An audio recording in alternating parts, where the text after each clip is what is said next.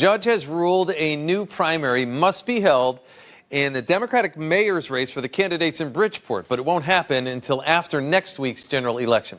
Candidate John Gomes challenged the results in a primary that incumbent Joe Ganim won after video showed a woman stuffing what appears to be absentee ballots into a drop box.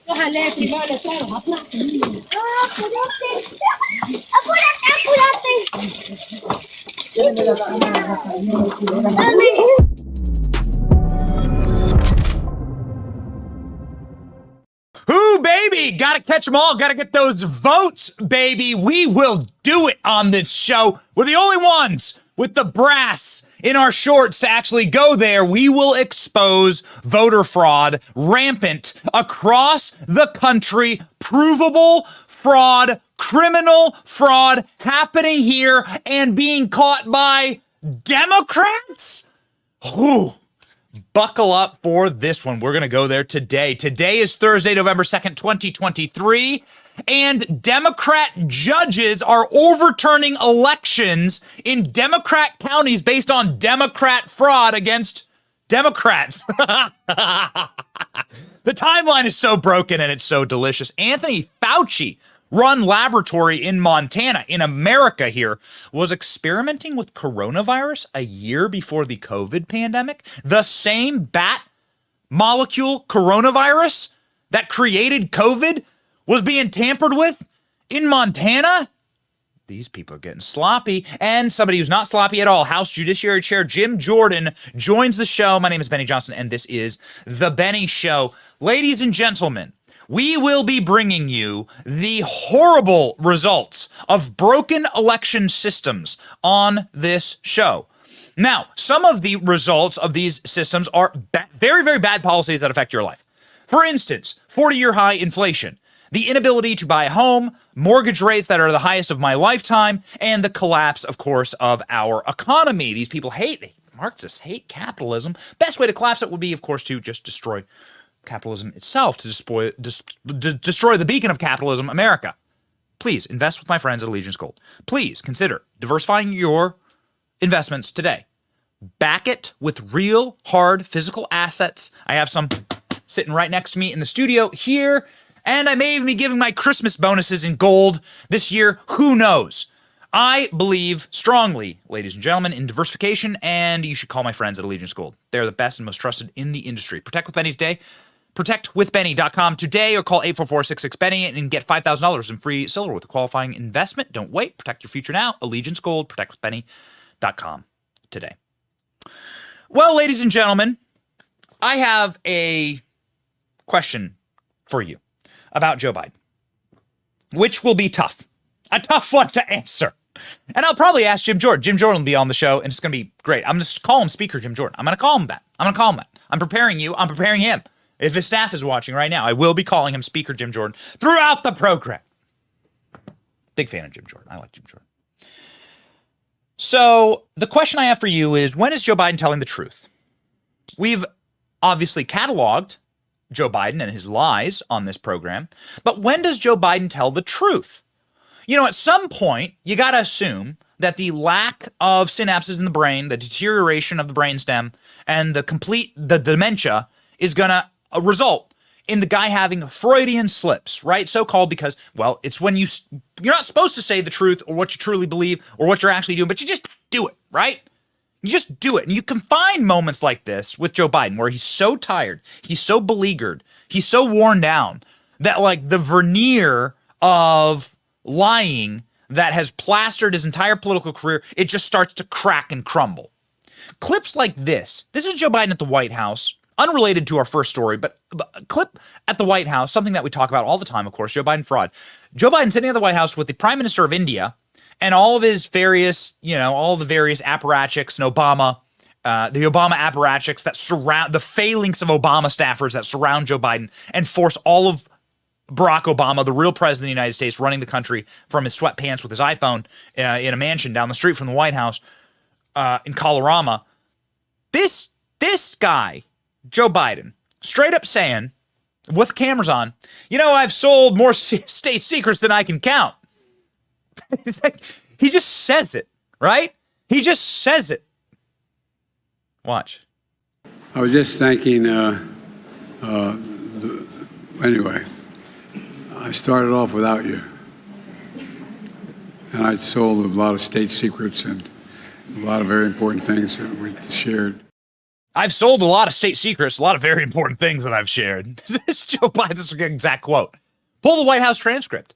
The White House transcript. I've sold a lot of state secrets, a lot of very important things I've shared, says Joe Biden. Now, as we covered yesterday, that's true. Like, at what point do you start believing Joe Biden when he says things? When Joe Biden says that he's created the most sophisticated voter fraud organization in American history before the 2020 election, you know, at what point do you start taking him at his word? Can somebody please explain to me this clip? I'm going to play it for you. Not doctored, of course. We would never do that. This is the clip of Joe Biden very proudly bragging that he's created the most sophisticated voter fraud organization in American history. Watch. We have put together, and you guys did it for our administration, the President Obama's administration before this. We have put together, I think, the most extensive and inclusive voter fraud organization in the history of American politics. Hey, libs, am I supposed to believe Joe Biden? You like Joe Biden, right? So am I supposed to believe him? Can I take him at his word when he says he's sold state secrets and he's created a comprehensive and inclusive voter fraud organization? Can I believe him? Am I allowed to believe that clip? Or do I just have to believe all the other clips? Like, which Joe Biden do you want me to believe? Joe Biden number 2 or Joe Biden number 6? Which one did you trot out today?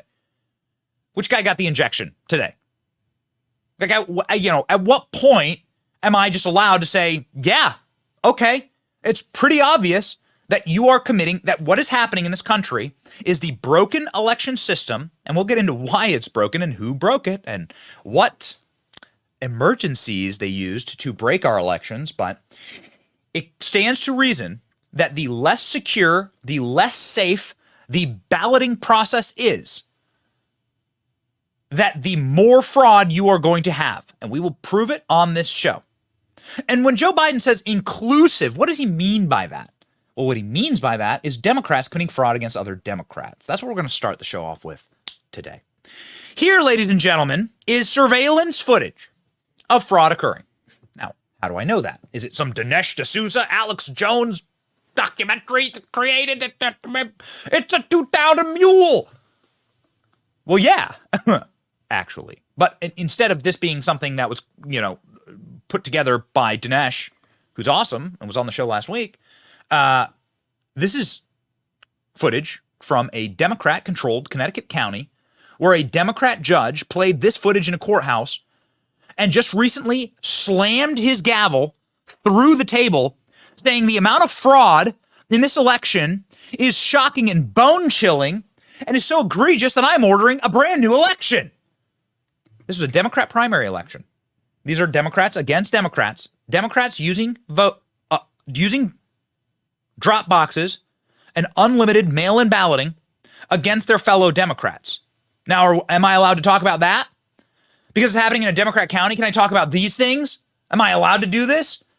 Is this federal judge? Is it all make-believe? Is the footage you're seeing right here, is this all, did it not happen? Because a judge just played this in a county and had that lady up as a witness. And what did this lady say? This lady was asked directly by the judge, who told you to do this? And the lady pled the fifth the entire time. She pled the fifth. She said, I'm not gonna answer. Connecticut judge orders new election after surveillance video shows possible ballot stuffing. Oh, okay. Well, let's go ahead and let's go ahead and rip through this actual AP article. There's a lot of articles here, but we just use the AP to rub their faces in it a little bit. Just a little extra salt there in the wound. All right? Here we go. From the Associated Press. A judge on Wednesday tossed out the results of a Democratic primary in Connecticut's largest city and ordered a brand new election, citing surveillance videos showing people stuffing multiple absentee ballots into outdoor collection boxes, unmonitored drop boxes for ballots. The ruling came just 6 days before the general election, creating a perplexing scenario in which voters will decide on the outcome of Bridgeport, Connecticut's mayoral election, and then be asked to return to the polls later at an undetermined date to choose the rightful Democrat nominee for that same race. What the hell? I mean, again, this is ass backwards, but this is what happens when you break your systems, when you break your election systems. In his ruling, Superior Court Judge William Clark, who is a hero, addressed the incongruity by saying that he lacked the authority to postpone or cancel the general election. However, he said he'd seen enough evidence of malfeasance in order to rerun the election with the challenger and the defeated challenger. Listen to this. Listen to this quote. This is such an important quote, okay? Hear this. This is from a Democrat judge in a Democrat county in a ruling against Democrats. The volume of ballots is so mishandled in such that it calls the result of the primary election into serious doubt and leaves the court unable to determine the legitimate result of this election. The judge cited statistics showing abnormally large numbers of absentee ballots that were cast in certain voting districts and video evidence showing multiple people shoving stacks of ballots into drop boxes in violation of state laws. Here we go. The judge, once again, from his dais, ordering. The videos are shocking to the court and should be shocking to all parties. Federal judge wrote. Superior Court Judge, my correction, William Clark wrote. So now, with the judge's decision, they're going to go forward and they're going to try and run an election with a guy who, according to this judge, said won through fraud. So they'll elect a person who won via fraud. That's what Democrats have created. That is the new electoral system here. How are the people of Bridgeport supposed to react to this? The man on the ballot, according to this superior judge, won through shocking fraud. The volume of ballots so mishandled is such a way that it calls into question the result of the election, says the judge. This court is unable to determine the legitimate result due to the amount of fraud. Again, we'll play you the video. Here's a video of a lady stuffing ballot after ballot after ballot, stacks of ballots, according to the judge, directly into the ballot box. I think we're having a little bit of trouble, confusing trouble playing the video here. That's okay. Rolls-Royce is on it. So we have the surveillance footage of this happening. At what point do we begin to ask questions about how do we trust election results? At what point do we stand back and say, hold up, this entire system needs extreme reform? At what point do we sit and say, wait a second, if Dinesh D'Souza told us that this was happening in the documentary 2,000 Mules, maybe we should have listened. Maybe we should have listened. Ladies and gentlemen, it's not just Connecticut, Delaware. Oh, okay. It's not just Connecticut. Okay, let's see. Let's see the footage. We got it now? There it is. All right. There we go. Sorry, we had to reload the clip, ladies and gentlemen. Some people don't want you to see this. By the way, big shout out to the Gateway Pundit who published this footage. Here you go. You know, because 5 a.m. in the morning is totally a normal time to drop off ballots when you have a bag of them.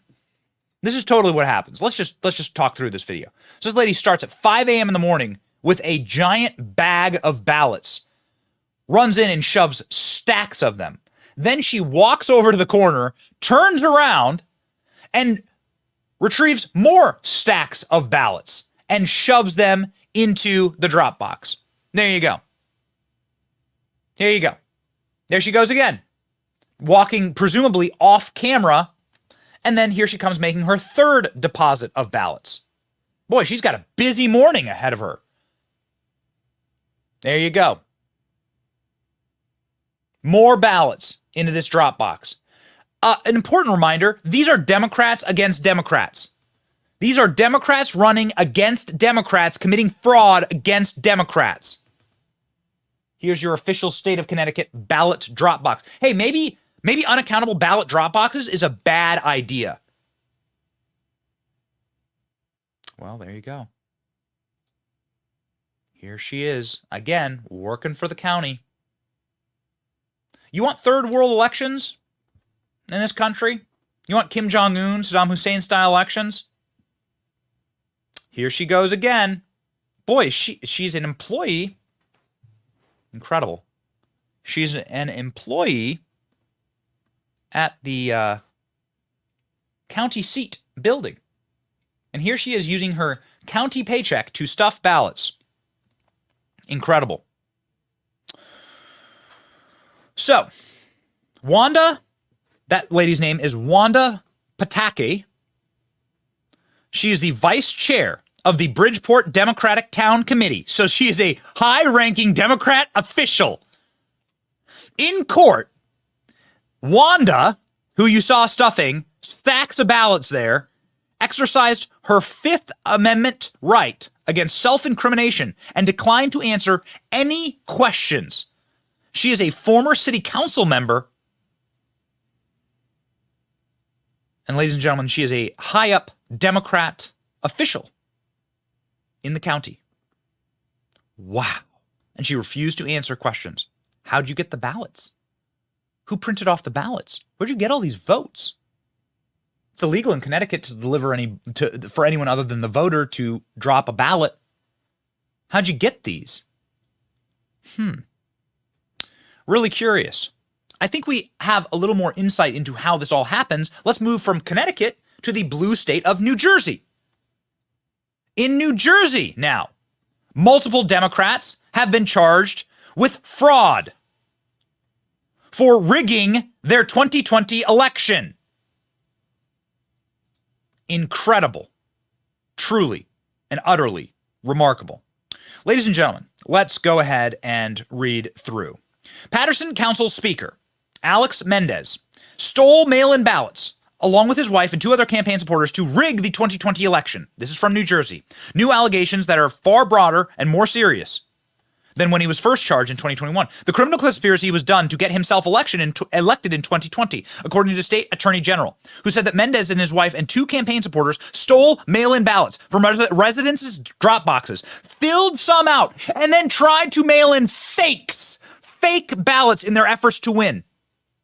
What are you reading from, Benny? InfoWars? No, I'm reading to you from NBC News. Investigators said that in all, hundreds of ballots were stolen. Then those ballots were opened. Then those ballots had their votes checked by the candidate himself. Then, if the candidate saw that you voted for someone other than him, he threw away your vote. Then the candidate replaced votes for himself into your envelope and voted for you. Oh my God. Investigators said that in all, hundreds of ballots were stolen, falsified, and improperly delivered during the pandemic when mail-in balloting was how votes were cast. Oh, interesting little note there. So they used mail-in balloting and an emergency pandemic in order to break forever our American electoral system and the series of checks and balances that we have on the security of our elections. Oh, interesting. Again, ladies and gentlemen, how many times do the conspiracy theorists need to be right? Here's from the Attorney General's website directly, in case you're wondering, like, who's going after this? Is it True the Vote? Is it a right-wing conspiracy sites trying to destroy American democracy? Nope. Here's the Attorney General of New Jersey, Matthew J. Platkin. Man is a Democrat, and this man is announced today that the Paterson City Council president, Alex Mendez, has been brought up on new charges, fraud charges, and felonies in connection with election fraud cases after investigators determined the defendant personally collected ballots, oversaw the fraudulent mailing of ballots, while members of his campaign stole ballots from residential mailboxes and discarded the ballots that did not cast a vote for their candidate. It's also alleged that the defendant tampered with witnesses to avoid prosecution. Wow. Well, what do you know? Let's go ahead and read through the charges, shall we? Scroll down. Here are the charges that this Democrat is being charged with. Conspiracy to commit election fraud, fraud in casting mail-in votes, unauthorized possession of ballots, tampering with public records, falsifying and tampering with records, forgery, conspiracy and tampering with fabricating physical evidence, soliciting and procuring or assisting in unlawful registration or voter violation, conspiracy to commit witness tampering. Ladies and gentlemen, that's a hell of a stack of charges right there. These are second degree, third degree, and fourth degree charges. This man could spend the rest of his life in prison, and should. That's a good start. How about the rest of them? When do we get the rest? Okay, so now we've shown you exactly how the system works. They take the unaccountable, untraceable ballots from the mailboxes. They open said ballot. They take the vote out of the ballot. Okay, they take the ballot out of your mailbox. They take your vote out of your out of your. Here's how you voted. Okay, if they don't like the way you voted, then they remove your ballot. They rip it up. They throw it in the trash. Then go read. This is exactly what happened in New Jersey. Go read. Then they take their marker. They take another ballot. Who knows how they got it? Would love to figure that one out. And they do a big mark. There you go. Big X. They vote for themselves. They fold that back up. They put it into your envelope, and then they mail it in. Not a conspiracy. A literal felony charge against a Democrat in New Jersey. This is how a Democrat in Paterson, New Jersey, a place that I've actually been a couple times, is going down. That sounds crazy, Benny. Oh, really? Listen to the news. President of Paterson City Council, Michael Jackson, and Councilman-elect Alex Mendez, both charged with criminal conduct involving mail-in ballots during the city's special elections on May 12th. I've said it, that I had a suspicion that the integrity of this election was compromised. In addition to Mr. Jackson and Mr. Mendez, 51-year-old Shalim Khalik and 21-year-old Abu Raisin were also charged. New Jersey Attorney General Gerber Graywall said the Postal Service alerted authorities after hundreds of mail-in ballots were found in a single mailbox in Paterson. Numerous additional ballots were found in another mailbox in a nearby town. So, two Democrat areas, Democrats rigging elections against Democrats. Paterson, New Jersey is a big-time Democrat stronghold, obviously. People are engaging in third world election rigging. Democrats against Democrats. Now, what about Democrats against Republicans? Are we allowed to talk about that? Are we allowed to ask questions about mail-in balloting now? I believe that Democrats really like a lady named Kamala Harris for some reason. And cringy Kamala, not too long ago, 4 years ago, cringy Kamala was actually a far right-wing Alex Jones listening to conspiracy theorist. Probably watches this show, probably a member of the Benny Brigade. Because back in the day, 4 years ago, Kamala Harris had the sense to say, oh, okay, we are not going to be doing electronic voting. We are not going to be doing mail-in voting. That's insane. Back when Kamala Harris thought that Donald Trump was going to utilize shenanigans to get himself reelected, Kamala Harris was really in favor of watermarked, stamped, traceable, paper, ballots, secure and observed voting, single day voting from Bizarro Universe. Watch Kamala Harris. Systems to audit, but also what they can do around best practices and best machinery. We are talking with them about the fact that it is probably best that you do not have your election system connected to the internet. because that will create greater vulnerabilities. And then look at where we are now in this year of our Lord 2018. We're talking about paper ballots, but that actually might be one of the smartest systems. Going back to, a day when we could have something tangible that we can hold on to, because Russia cannot hack a piece of paper like they can a computer system connected to the internet. Do they want you to delete what you just saw from your, they want to tell you it's not real. The video of Joe Biden saying we've created the greatest election fraud system in history. The video of Kamala Harris saying, yeah, we're really worried about electronic voting and the hacking of our elections, and that we need to have like accountable balloting processes. They want you to forget that. Why? Well, because the system works out great for them. They've broken the elections and they broke them in their favor. Here you go. I've brought you two pieces of news directly from Democrat states where Democrats engaged in election fraud against other Democrats. But do they engage in election fraud against other Republicans? Let's go ahead and look here from the state of Michigan. Ladies and gentlemen, also the Gateway Pundit, we have the proof. Massive 2020 voter fraud uncovered in Michigan, including estimated 800,000 ballot applications sent to non-qualified voters, bags of prepaid gift cards, guns with silencers, burner phones, and a Democrat-funded organization with multiple temporary facilities in several states. My, oh my, how the turntables turn. So, we have covered this before on the program, but effectively in Michigan, what they're saying in this piece is that hundreds of thousands of Michigan voters that are not legal voters were sent ballots, and that those ballots were turned back in somehow. That there was a system operated and funded by Joe Biden for president, in part, but also the Democrat Senatorial Campaign Committee, that was responsible for harvesting these ballots. How do they know this? They know this because the election workers in Michigan sounded the alarm, saying, my God, what is happening?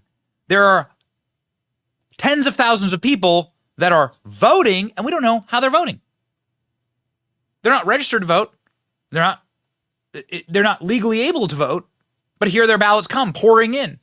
And we have no way to deal with this in our systems because we haven't built out a system for mail-in voting. This was directed to the Michigan State Police, who then directed it to the FBI. Who was responsible for hoovering up these unaccountable ballots? Well, the organization in question, called GBI Strategies, was paid hundreds of thousands of dollars and millions of dollars by the Democrat Senatorial Campaign Committee, and also by Joe Biden for president. And they paid people to go and gather up these ballots and to drop these ballots off into drop boxes, much like you saw there in Connecticut.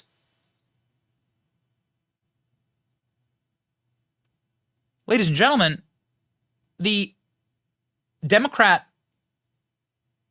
Secretary of State in Michigan has referred all of this to the FBI, saying, yeah, this is fraud.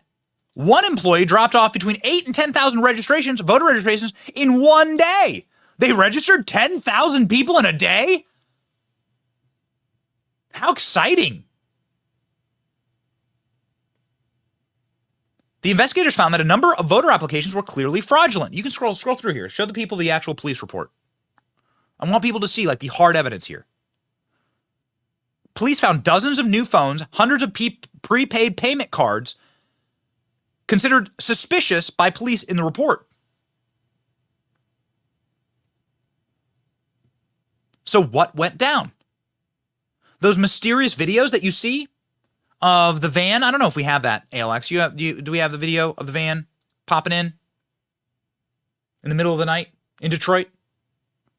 These mysterious videos, where did these all come from? Well, here you go. This looks just like the Connecticut video, doesn't it? The Connecticut video, a Democrat judge in a Democrat city in a primary against where a Democrat ran against a Democrat said that videos just like this means fraud. That's what the judge ruled in Connecticut. He overturned the election and he said, we need a redo because so much of this was going on. Ballot after ballot after ballot after ballot getting shoved into an unaccountable drop box. And then those drop boxes, by the way, they bring all those ballots in, they separate the ballot from the envelope, and then there's no way to track it ever again. Why exactly is this allowed? Well, judges are beginning to say this shouldn't be allowed.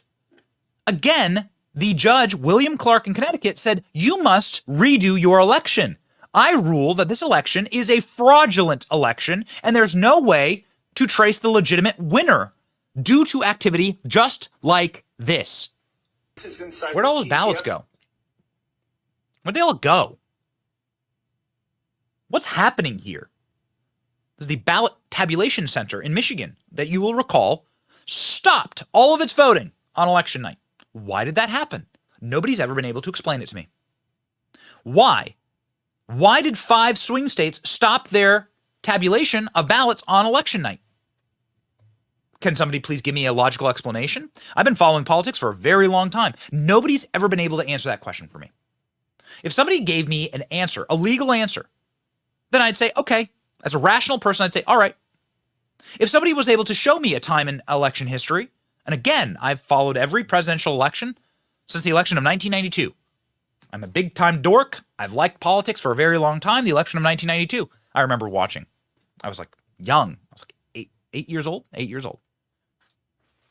I've never seen an election get paused in the middle of the night. We're done counting. We're going to go home for the night. Can somebody please explain that to me? Calmly.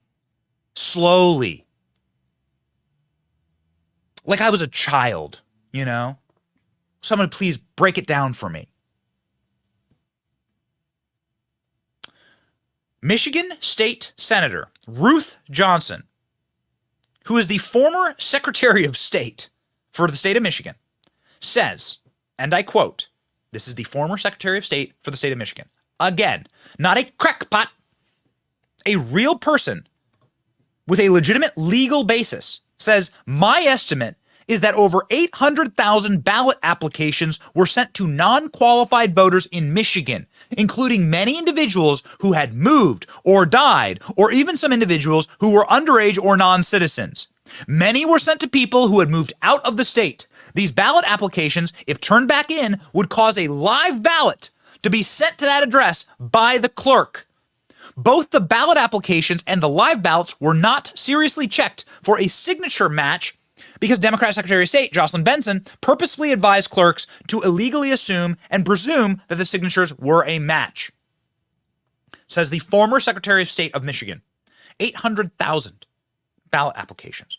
What was the difference between Trump and Biden in Michigan? ALS, let's pop that up, please. What was the difference between the two of them and their vote tallies in Michigan? Pretty important here. Would 800,000 ballots have made the difference? Let's establish the fact pattern based on direct rulings, ladies and gentlemen. The fact pattern is based on the rulings of judges. Okay, here you go. ALX is grabbing the information. I don't know it off the top of my head. I know it's a teeny margin of error. And I know that, of course, when the voting stopped, Donald Trump was winning in places like Michigan and Pennsylvania, in places like Georgia. That's just a known fact. They want you to forget about it. We watched it happen with our own 2 eyes. Oh, wow, very interesting. Would you look at that? The entire state's red, except for one county. Would you look at that? The entire state is blood red, except for a single little county and some weird little socialist county up there in the funny little Canadian part of Michigan. So what's the difference? Oh, okay. It's a teeny fraction of a percent. Joe Biden won 50% of the vote. So what's the difference? 200 less than 150,000 votes is the difference. Less than 150,000 votes is the difference between Biden and Trump. Less than 150,000.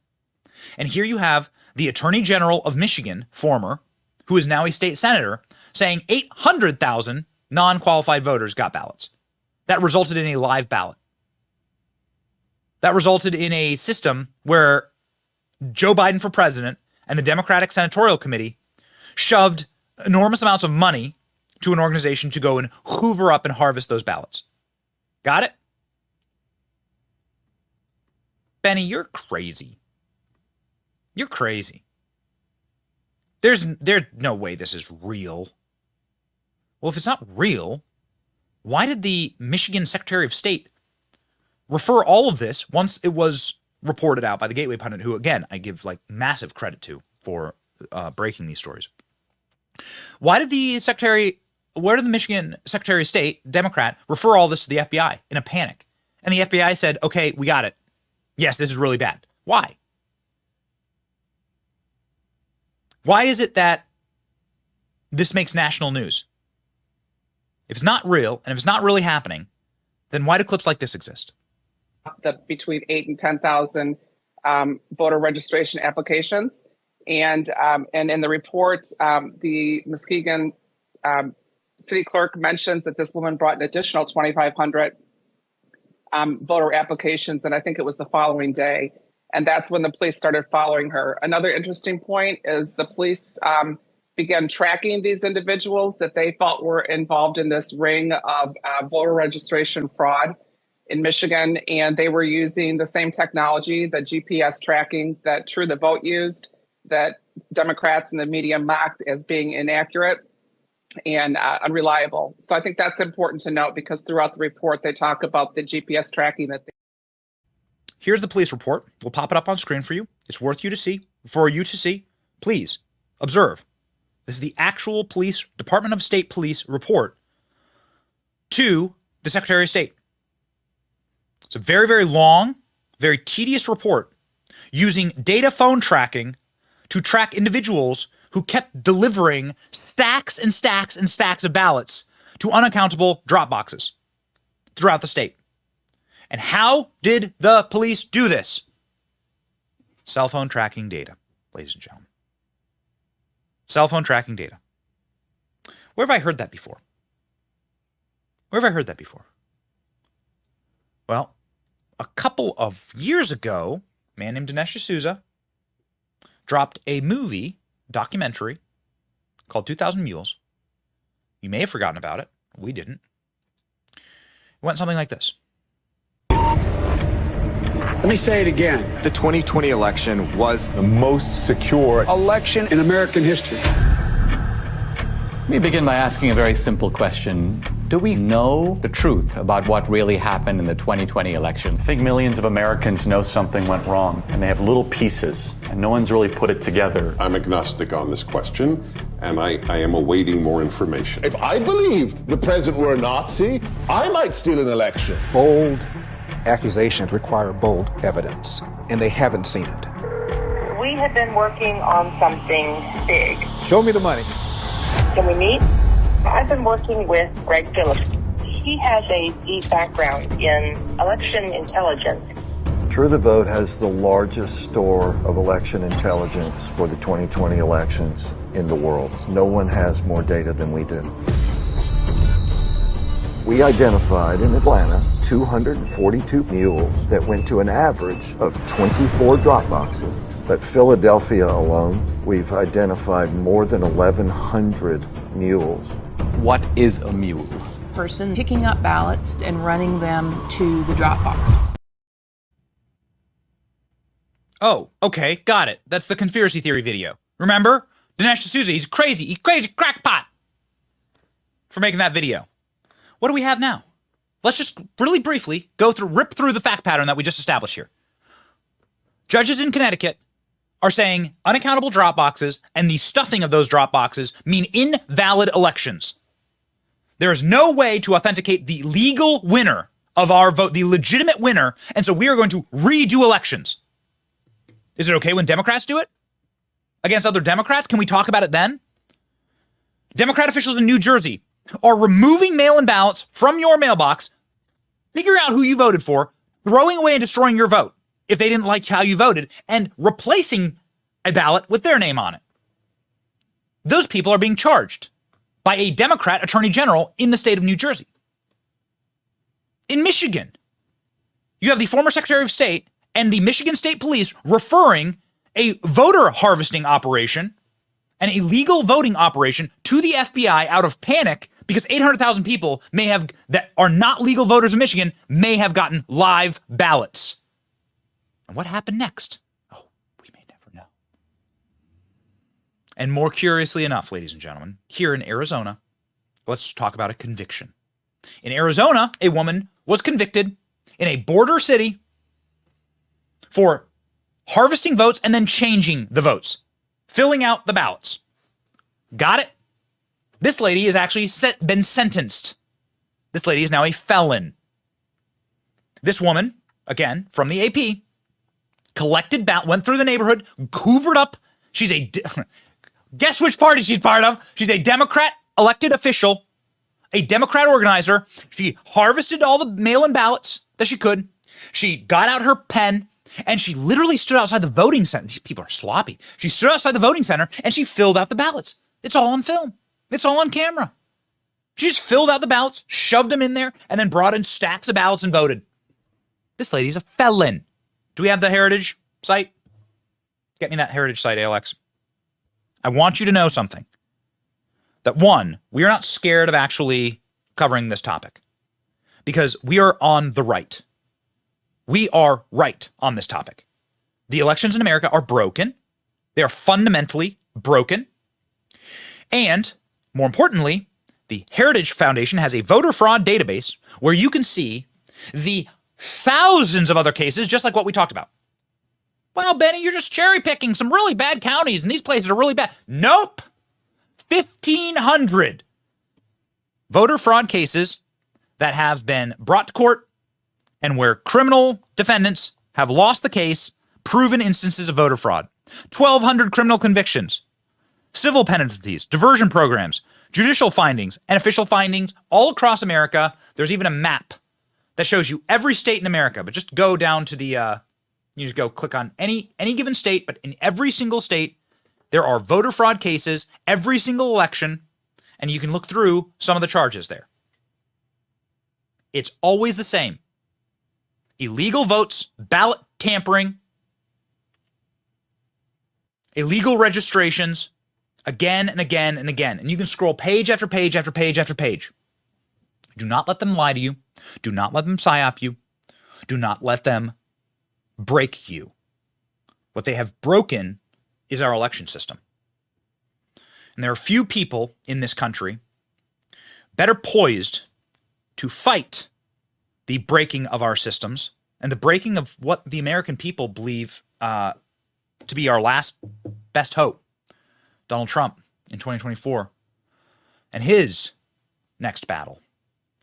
A battle that is being fought right now in Congress and being fought justly and rightly by our next guest, somebody who is an honor to have on the show once more, the great Jim Jordan.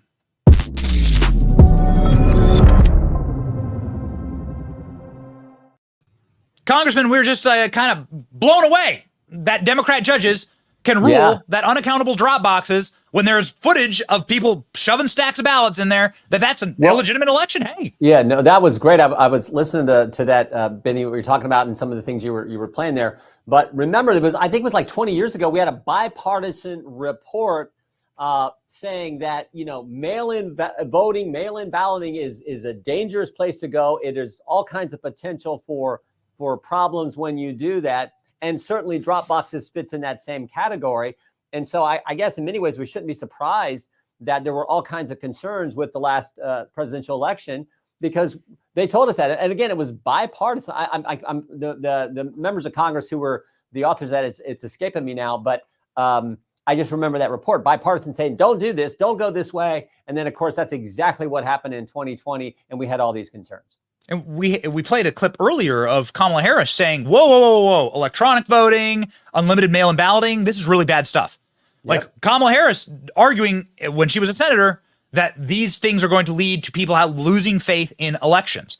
And now you are seeing in New Jersey, in Connecticut, in Michigan, massive criminal cases, felonies that are being charged by Democrats against Democrats for these exact crimes that, of course, is anathema to talk about. Yeah. I guess, are we allowed to talk about it when it's Democrats cheating against Democrats? Because here's the AP from this morning.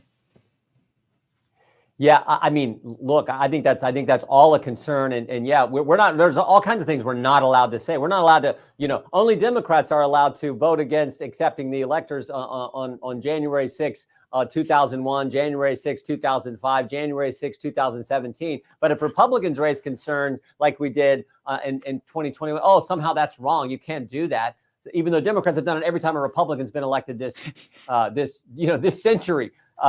So yeah, there's always this double standard, unfortunately. What we want is fair elections, free elections. We want everyone to vote who's allowed to vote. That's a system we want, but we also want the safeguards in place where you show a voter ID, where you have the signature match and you follow the law. That's how we want it to work. And we want whoever wins. That's how our great system is supposed to operate. Yes. There is an erosion of faith in our institutions and faith in justice. Here from the House Judiciary Committee this morning, you're saying that Hunter Biden, that Weiss had authority in Hunter Biden case limited. Yeah. No, and that the DOJ effectively put shackles on him for charging Hunter. Well, I mean, first he said he had the ultimate authority. He changed his story 3 times in 33 days this summer in 2 letters he sent to me, one he sent to Senator Graham. And we've now deposed. We've had the U.S. Attorney from the Central District of California, the U.S. Attorney from the District of Columbia, the U.S. Attorney from the Western District of Pennsylvania. We've talked to all these guys, and we talked to the head guy at DOJ Tax, who was part of the Hunter Biden investigation, and they all said, no, he didn't really have ultimate authority. We chose not to partner with him. The guy at DOJ Tax says he couldn't bring tax charges unless we okayed it. So David Weiss is telling the country one thing when, in fact, that just wasn't the case. We actually have him coming in for his deposition next Tuesday. We look forward to asking him questions now that we've interviewed so many other folks who were part of the investigative team. What we do know is this Department of Justice, the Department of Justice, they spied on Capitol Hill staffers. We found that Republican staffers. We found that out last week. One of those was, of course, a key staffer for Senator Grassley. They've, of course, treated parents as terrorists. They said if you're a pro-life Catholic, you're an extremist. And then on the other hand, when it came to investigating Hunter Biden, they slow-walked the investigation. They didn't follow their rules. They tried to get this sweetheart deal past the judge in Delaware, who thankfully said no to it. So that's sort of what we see is one set of treatment for the Biden family, a different set for parents and Catholics and Republican staffers, for goodness sake. So we're going to try to get to the bottom of all of that as we pursue this impeachment inquiry that I think has certainly been warranted, and we continue to gather the facts for that. Yeah, that's right. We saw the clip on Hannity. Perhaps we have that ready to play with everyone raising their hands and saying, hey, we expect the impeachment of Joe Biden to go forward. You were in the room last night. Can you give us an update? Well, I said this last night. I do think the most compelling evidence thus far is what happened relative to Hunter Biden, Joe Biden, and this Ukrainian energy company, Burisma. So 4 fundamental facts. Hunter Biden is put on the board of Burisma, fact number 1. Fact number 2, he was not qualified to be on the board. He had no qualifications in energy and this, but he's put on the board because of the brand, because of the Biden brand that his partner, Devin Archer, testified to when we deposed him a few months ago. Fact number 3, Hunter Biden and Devin Archer meet with the key executives from Burisma in Dubai, and the executives say, hey, we are under pressure. Can you talk to Washington and help relieve the pressure? Immediately after that conversation, Hunter Biden calls his father. And then 5 days later, Joe Biden, then vice president, who had the Ukrainian portfolio as part of his responsibilities, goes to Ukraine and starts the process to fire the very prosecutor who's applying the pressure to Burisma that the executives from Burisma asked to be relieved from. That all happens in a short amount of time, 5 days. That all takes place. I think that's the most compelling evidence because Joe Biden used the tax dollars of the people I get the privilege of representing in the 4th District of Ohio, American tax money. He leveraged that to get the result he wanted, the result that his son asked him to do 5 days previously because the executives of Burisma wanted it done. That, I think, is the most compelling evidence we have, and we will continue to pursue that, and how that all works fits in with the way David Weiss handled the investigation. So you see every single Republican here in this shot raising their hand. This made a considerable amount of news. Do you believe that the conference, which has been let's just say peculiar over the last 3 weeks and has shown a bit of cracking, that the conference would vote in favor of an impeachment of Joe Biden? Again, I think it's driven by the evidence. As I've said many times, certainly in our constitutional duty to do oversight, certainly an impeachment inquiry phase of that oversight was warranted based on what we had gathered, what Mr. Comer had gathered, what Chairman Smith and the Ways and Means Committee with the 2 IRS whistleblowers who've come forward, who, by the way, Benny, those 2 individuals, Mr. Shapley and Mr. Ziegler, their testimony has not wavered. It has stood up to cross-examination. It has been buttressed and reinforced by every single witness that we have deposed in the Judiciary Committee as we look at how David Weiss handled the investigation. So you got the Ways and Means Committee with the whistleblowers coming forward that they're working on. You got Chairman Comer looking at the suspicious activity reports and the banking records of the Biden business operations. And then what we're doing in Judiciary is looking at how the investigation was handled, how Justice Department, how they handled this whole thing. When all 3 of us will come together at the end and have the evidence, and we'll present that to the conference and see if that warrants moving to actual articles of impeachment. Well, I mean, I certainly hope that holds out. You have such an unenviable job because there seems to be so much corrupt, like in every direction, right? Thank God we're surrounded because, well, then we can fight the enemy in every direction. And that seems to be you, especially now. There is a new inquiry that has been opened up in the intelligence community for obstructing Chuck Grassley and Ron Johnson's investigation. Can you fired off a letter yesterday about opening up this new inquiry. Can you talk me through it? Well, I want to go back to the start of this Congress because the very first 2 witnesses we had in the Select Committee on the weaponization of these agencies against we the people, the first 2 witnesses we had were Senator Grassley and Senator Johnson, who came and talked about how they believed they were given this defensive briefing as a way to undermine what they were doing and what they were looking into relative to the Biden business operation and Hunter Biden. And so we have now asked the various agencies, let us know what actually took place there based on what they have told us, what Senator Grassley's released. And I think a key component of this, and I mentioned this earlier, is remember Senator Grassley's key staffer, Jason Foster, was the individual who now just learned that he was being spied on. They were looking at his phone records and his email records because Google notified him that, hey, we got a subpoena from the Justice Department several years ago, and we complied with that subpoena. So they were spying on Capitol Hill staffers who were looking into the same thing Senator Grassley, Senator Johnson were looking into. That is a problem. So we're trying to get to the how far did that go? Were there other staffers here, Republican staffers on Capitol Hill? Were there members? Were other members given certain briefing? I mean, those are the kind of questions we got to get answers to because that's not supposed to be how it works under our constitutional system.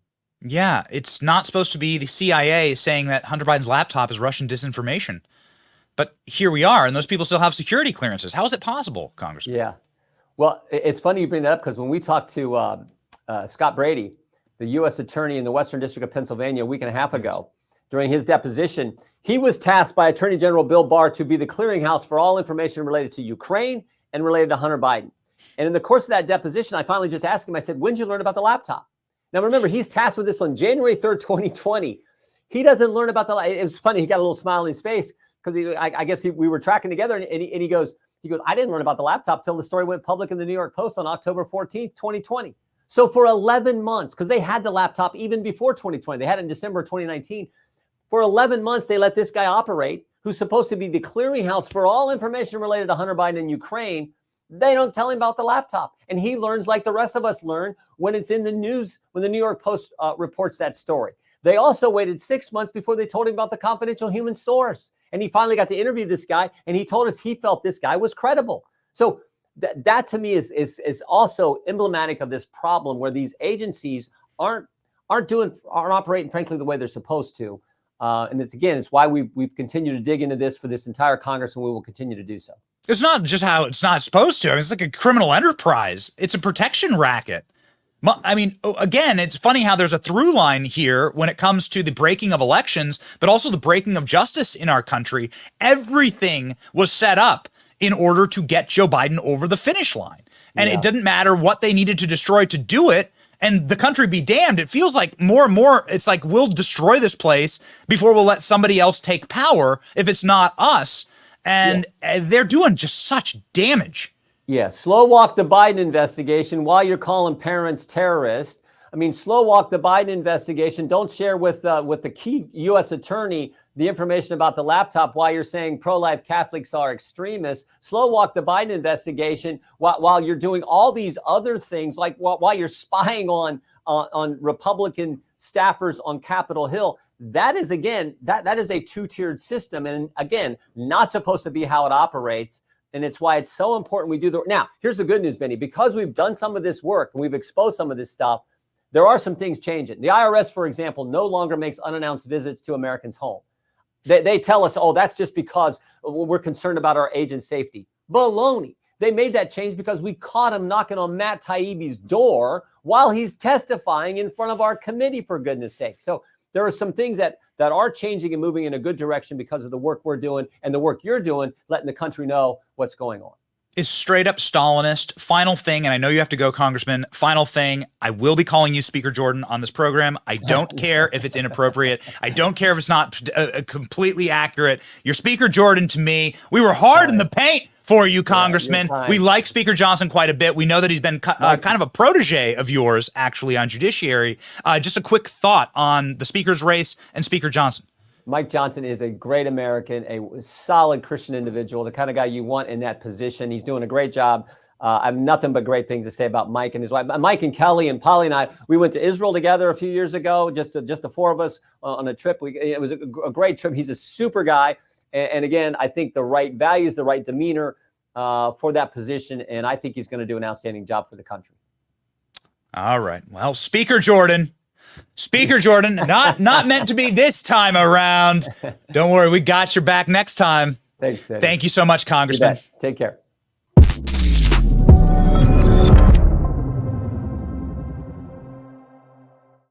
It hurts, ladies and gentlemen. It hurts because we were hard in the paint for the great Congressman Jim Jordan.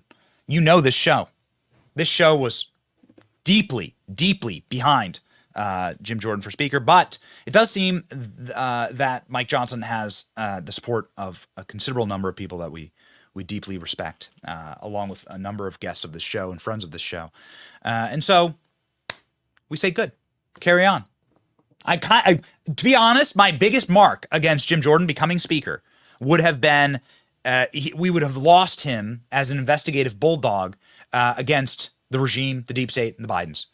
And I suppose that would have been a massive loss. But it is such a enormous compliment to you and to the work that we are doing here with the Benny Brigade, the work that we are doing here on this show, that we are able to command such incredible audiences by such powerful members of this party that are coming through onto this program to speak truth. Jim Jordan there talking about unaccountable mail-in ballots, drop boxes, and so forth. When was the last time you heard anyone even ask about these questions? We can ask these questions because of you. We say thank you to the Benny Brigade. Please go to bennyjohnson.com/brigade if you wish to join the Benny Brigade. Of course, it is a brigade in the salty army. You can support us in our independent journalism so that we can actually cover topics and stories like this. I was talking with our producers this morning. We often get a news clip, right? And nobody had any news clips about this election fraud that's taking place in Connecticut, New Jersey. We stack up news clips, right, for the show. Nobody's covering it. As far as we know, we're the only people covering it with a show like this. We're the fastest growing independent news show, and we thank you for us being able to remain independent. Please go to the Benny Brigade and support us. It costs less than $5 foot long a month. And of course, when you support us, you will be shipped. When you support us, when you sign up for an annual subscription, you will be shipped this sweet, greatest keychain in America. The Benny Brigade, official Benny Brigade keychain made out of all American leather and made by veterans and shipped directly to you so that you can stay based and stay salty. How do we get mail-in balloting? Exactly. Oh, there was a pandemic and everyone was super scared of it. And that pandemic happened totally randomly in a wet market, right? Bunch of Chinese people eating bats. So we were told by the liars the liars who created the pandemic. This bombshell report, Anthony Fauci run lab in Montana experimented with coronavirus strains before the outbreak, a year before COVID began. My God. Ladies and gentlemen, let's read. U.S. taxpayer money was used to experiment with coronavirus from a Chinese lab thought to be the source of the COVID pandemic more than a year before the global outbreak, an investigation has found. The National Institutes of Health, under Dr. Fauci's leadership, infected 12 Egyptian fruit bats. Oh, injected bats, huh? With a SARS-like virus called WIV1. That's Wuhan Institute of Virology 1. That's what that stands for. In Montana in 2018, just 15 minutes away from the Maryland presidential retreat in Camp David. Again, that line doesn't make any sense. Anyway, the Wuhan Institute of Virology 1 coronavirus was shipped from the Wuhan lab, the FBI believes, caused the COVID pandemic and was tested on bats acquired from a roadside Maryland zoo. That's what they must mean about Camp David, because that's in Maryland. But the research is more evidence of the ties between the U.S. government and the Wuhan lab, as well as the funding of dangerous virus research across the globe. So, what does this mean? Well, what it means is that they created COVID. And they created COVID in a lab.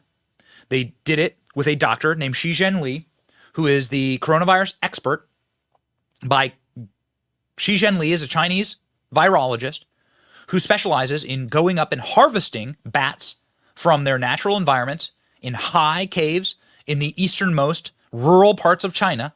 These bats are the natural repositories of coronavirus in nature. Coronaviruses do exist naturally in nature, but they are harmless to you. Why? Well, one, because the repositories of coronavirus in nature exist high up in caves and do not interact with human beings often at all. Two, because those coronaviruses, they do not make the bats sick, and we're not sure why, but they also do not have a very specific type of protein that would be required, this is called a spike protein, to enter the human cell and infect us. The spike protein had to be added. It had to be gene therapy snipped into a coronavirus.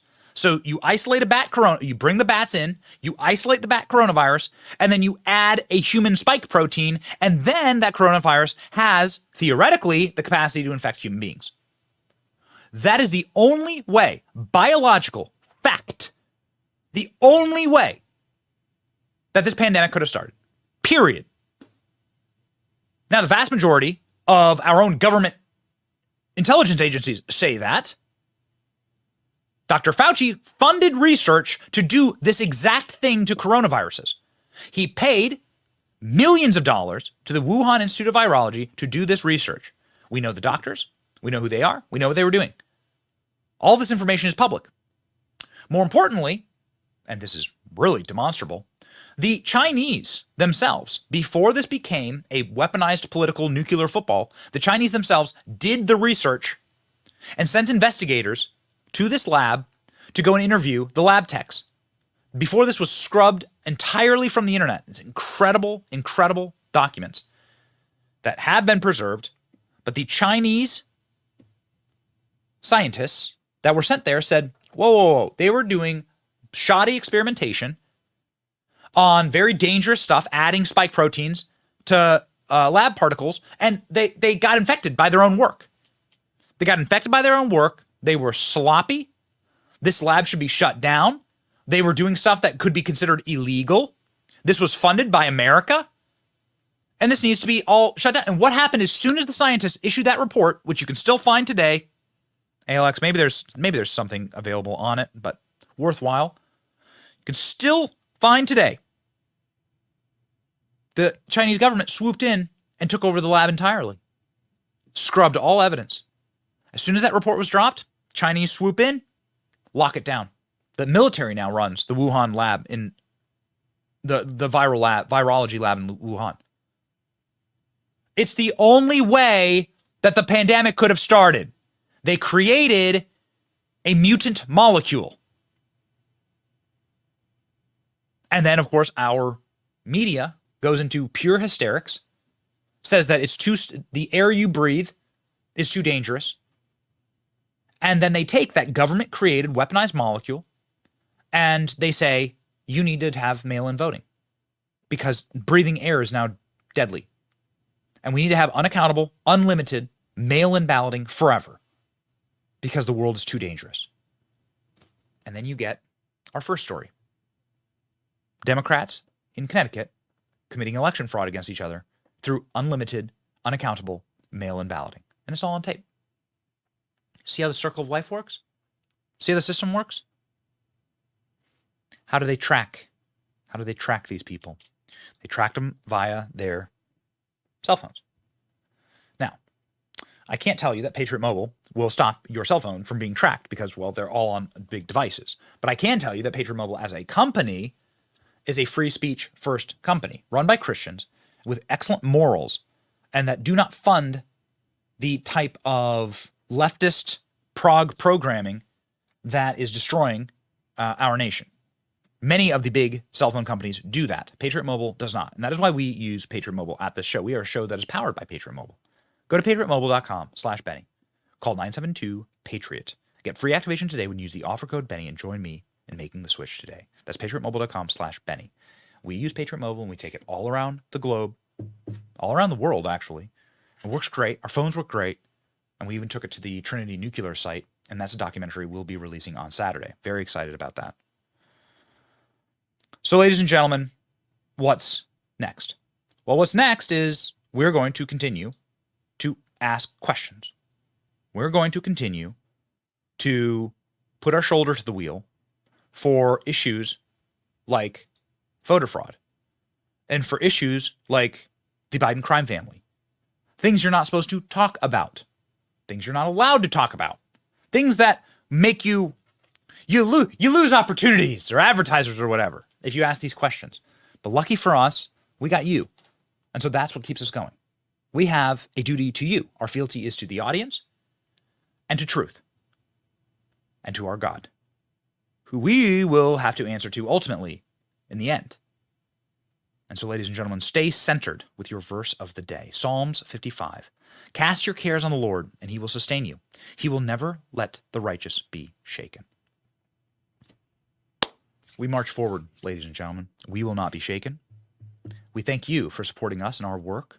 We are some of the only people that has the brass to ask these questions. And we even asked it of Jim Jordan. And I think that's really important.